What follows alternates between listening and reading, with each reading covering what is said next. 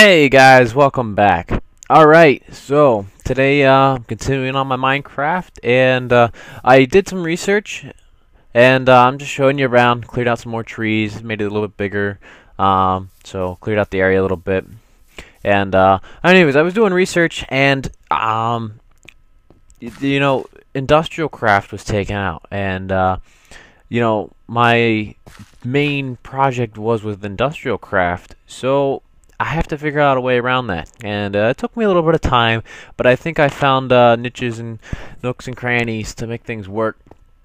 So it seems like everything's been kind of replaced, or it has a way to be worked around. So it's not as easy as what industrial craft made it, but gotta do with what you gotta do. So first thing I want to do is create a pulverizer. Alright, and that's all the stuff you need for it. And I have pretty much everything already done and collected and ready to go. I went down into the mine, and I was mining down there for a good amount of time. It seems like ore was pretty hard to find. It took me forever to find that amount of gold. So I definitely got to be careful on how much resources I use, and I got to make sure I use them wisely until I can find a better way to get resources, So. Alright, first we're going to start off with the machine frame. Alright, so you're going to put the iron in the four corners, glass, and then gold in the center, and that gets you your machine frame. So, after that, we are going to work on the piston, which has 3 pieces of wood up at the top, cobblestone on the sides, 1 piece of redstone at the bottom, and 1 piece of iron in the middle. So that's not too hard, and you got your piston. Alright, after that we're going to go with the redstone receiving coil, and that's just 2 pieces of redstone on the corners and 1 piece of gold in the center. That gives you your redstone receiving coil. And then after that, it's to the pulverizer, which is the piston on top, the machine frame in the center, the copper goes on the bottom, the redstone recoil receiver in the bottom center, and then 2 pieces of flint on the sides in the middle. And there you go. There's your pulverizer. So alright, well, I'm going to go place that real quick, and then I'm going to take a short break, and I'll be back. And then after I come back, I'm going to show you how to make a furnace, so that way it allows you to smelt items without having to use furnaces that don't use a power source. So it'll be less manual. So some of just the quick controls. I can get all into that later after I figure out how exactly I want everything set up. So, alright guys, I'm back.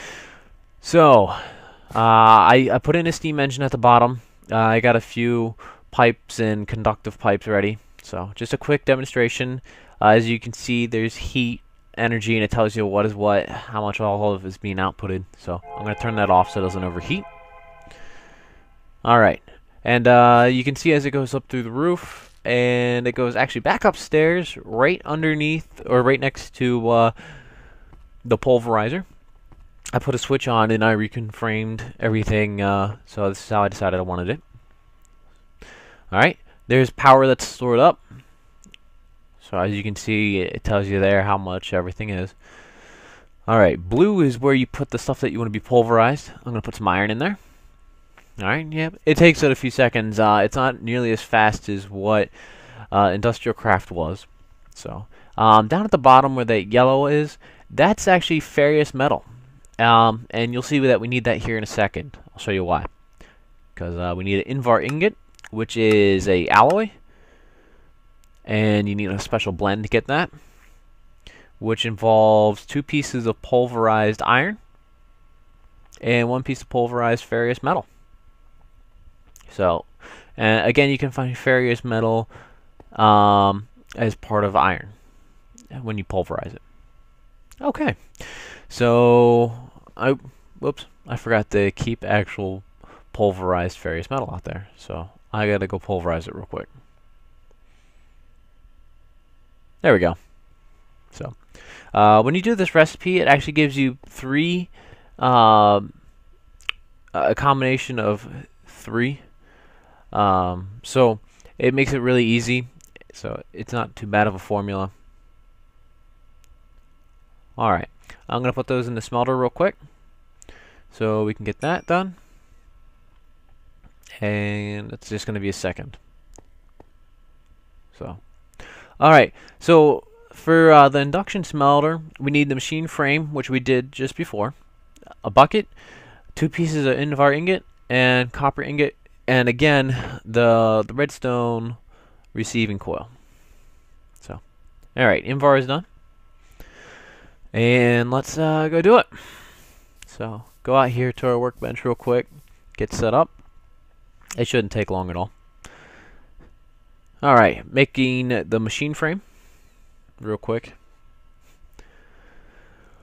Oh man, this is quite monotonous, but it seems like it's working pretty good. I think the biggest pain in the butt is actually finding the gold. That took me a good amount of time. I don't know why, but it just did. Alright, and now we can get building that. So, the induction furnace will allow me to have a constant power source going, so I can keep that that steam engine down there. Actually, it's called a Stirling engine. It used to be a steam engine, but the Stirling engine going, and that way I don't have to mess around with actually loading wood into 10 different other items. So, and I can start setting up my factory. Alright guys, thanks for watching.